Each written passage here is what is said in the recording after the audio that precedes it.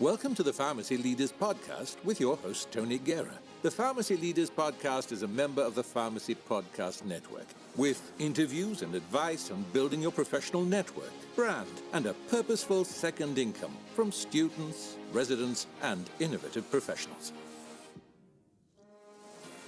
Hey all, this is Eric Christensen from meded101.com, and I wanted to tell you about my book, Pharmacotherapy, Clinical Pearls, Case Studies, and Common Sense. We've sold over 4,000 copies of this book. It's the perfect resource gift for any pharmacist, pharmacy students who really want to enhance their clinical skill set. It's full of real-life pearls, case scenarios, drug interactions, and I've really focused on trying to teach you the clinical thought process that's essential to become a skilled practitioner in the real world. So I hope you enjoy the book. I hope you check it out. I know you'll certainly benefit from it. You can find the book on Amazon and Audible.com. Hey, welcome to the Pharmacy Leaders Podcast. I wanted to try to answer this question before we hit ASHP mid-year. Unfortunately, I can't be there, but hopefully you guys will fill me in on what happened and how it went. I want to answer the question, should you do a residency? Because I know a lot of people are going, and while many are figuring out which residency they hope to apply to, the whole, should I do a residency in the first place is kind of, even before that. And I want to point to something that just came out, which is the ASHP Foundation Pharmacy Forecast 2019, Strategic Planning Advice for Pharmacy Departments and Hospitals and Health Systems. So this is ASHP telling the leaders of hospitals what they think they should do and the reasons that they should do it. So recently I put up a post that our acceptance rate, or the published acceptance rate in PharmCast, and note that a lot more schools have gone into PharmCast, but it was about a third back in 2003, and it's about 82.7% here in 2017 was the last time they had it. So pharmacy schools are letting in 4 out of 5, where they used to let in 1 out of 3, and I've heard that there's 3 schools coming, 1 more in New York, 2 in California. I don't know that for sure, but I think UC Irvine, UC Long Beach, and there's 1 in New York in the New York system. So it's a little bit different in that it's public schools that are now having are taking on, pharmacy schools. And generally what happens is they take students from other schools, but they also get a lot of local students. So the newest school that opened up down in southern Mississippi, which is actually really more part of New Orleans than it is Mississippi, brought in 60 students or 55 students. I can't remember exactly what it was. And a lot of those students would not have gone to pharmacy school because moving up to Oxford, where I think the other school is, was just too much. But so they brought in some, but most of them were in-state. Very few were from out of state. They were certainly very regional. So you may still be bringing in and kind of maintaining that magic 15,000 that tends to graduate each year. At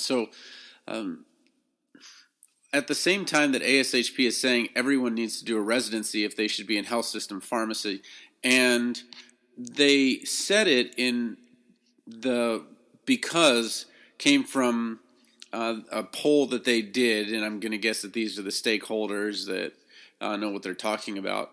But basically the poll said, hey, should everyone be residency trained? And 61% of them said, yeah, they don't believe that a person can, adequately function in a health system pharmacy.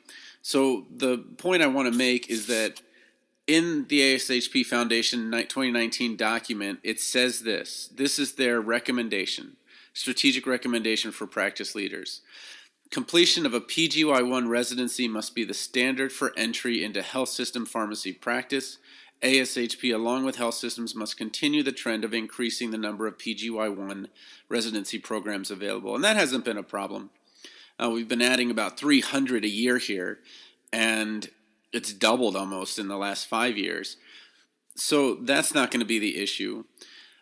As there was another part of their survey that, and this kind of doesn't make a lot of sense, but the survey asked, what percentage of you think that pharmacy school numbers are going to go down 10%? And if you know statistics or you're around psychology enough, you've heard of this. There's a thing that basically says if you give someone a number, they're more likely to, go, oh, okay, well, it's going to be around that number. And I don't know where that 10% came from, but it doesn't really help, because when you ask someone, is it going to go down by 10%? Well, they have to know the context. Well, how many are there? Okay, what is 10%? 10% is about 1,500. And there is the wave, and the wave is our P1s right now, where you're going to see class sizes that are 15, 20% lower, at least 10%. So between 10 and 20% lower right now. Now, we don't know if that's going to be an exponential change, that we're going to continue to go down. I think not medical schools, but law schools went down 30%. So if you're in a class that normally you see 100, then you're going to see 70 in your P1 year. And I don't know if we can really compare it to law quite as much, because it's not that expensive to add students to a law school class. It's quite expensive to add pharmacy students to a class. So I'm just not sure. A lot of things there. But coming back to the original question, they're making clear that the PGY1 residency is going to be the standard. And I guess I don't understand that, and I'm a non-clinical pharmacist, so just kind of take this with a grain of salt. But so you're telling me that the experience, the PGY1 experience, should be the entry-level thing. It shouldn't be that somebody is board certified, because there are board certified pharmacists without the PGY1. So I guess what I'm not understanding is, if the PGY1 completion rate is like 90% or 95%, and the board certification pass rate is around 40%, wouldn't it make sense that you would have a better qualified person to have someone that passed the boards versus someone that didn't pass the boards that did finish the PGY1? So I guess I don't really understand that. Maybe somebody could explain it to me. But I saw a lot of people just recently pass. Congratulations to them. But that didn't make sense to me, that you were in a hospital for a year, but isn't somebody that's worked in a hospital for a couple of years and has board certification, wouldn't that be kind of the same thing? So I guess I didn't understand that at all.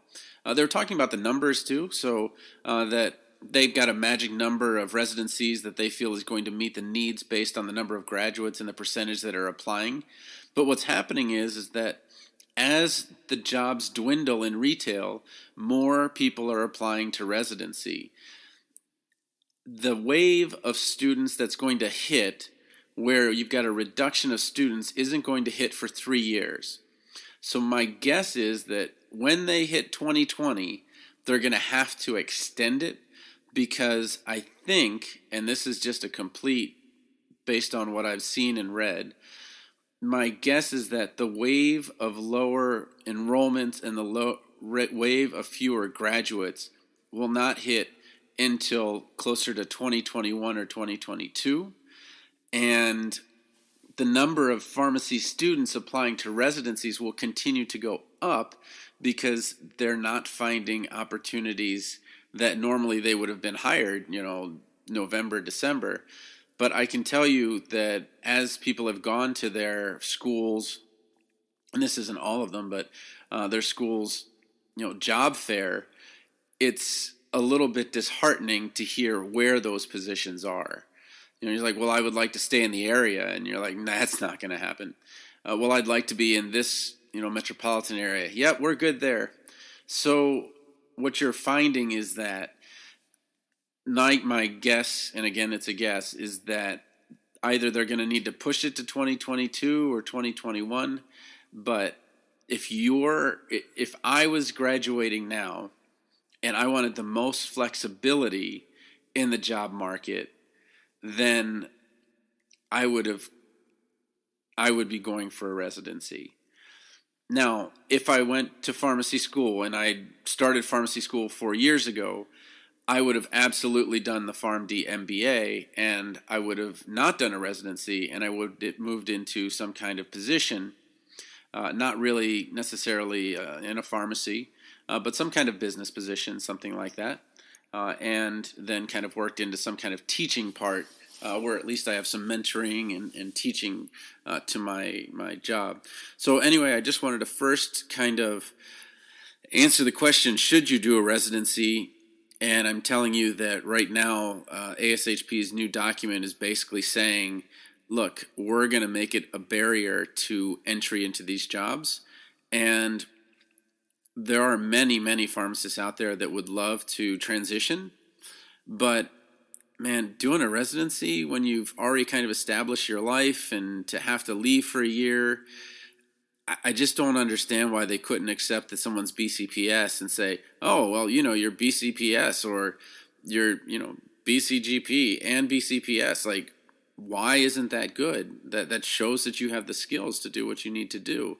You can learn the EHR. You can learn to work on the floor. You can learn those things.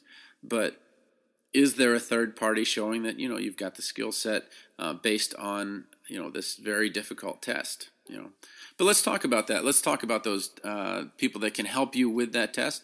So just a reminder that we will be, we're going to have a couple of free days for the new book, 100 Strong Residency Interview Questions, Answers, and Rationales. One of those free days is going to be coming up here next week at the earliest, maybe during, maybe if you could send me some kind of note like, hey, this would be the good day to have it, because I'm really kind of struggling with that. Do I have it on Cyber Monday, or do I kind of wait till everyone's gone through the residency showcase and then decides they want to do interviews? Because Amazon limits us on the number of days that we can give them away from free. So I'd certainly love to get your feedback on that. Some resources that can really help you. So TLDR Pharmacy, Ultimate Guide to Cystic Fibrosis, Alcohol Use Disorder, Kidney Beans, Renal Function, and Drug Dosing are their last 3 blog posts.